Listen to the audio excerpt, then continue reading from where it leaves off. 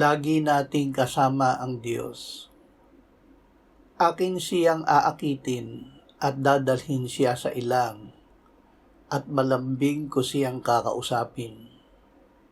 Inibig kita ng isang walang hanggang pag-ibig, kaya't ipinagpapatuloy ko ang aking kagandahang loob sa iyo. Iyong alalahanin ang lahat ng paraan ng pagpatnubay sa iyo ng Panginoon mong Diyos nitong 40 taon sa ilang. Pinahihiga niya ako sa luntiang pastulan. Inaakay niya ako sa tabi ng mga tubig na pahingahan.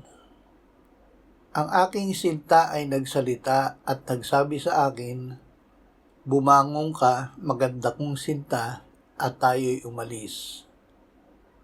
Ama, gawin mo na kami ay maging laging gising at may kamalayan na ikaw ay lagi naming kasama, na umiibig sa amin ng pag-ibig na walang hanggan. Amen.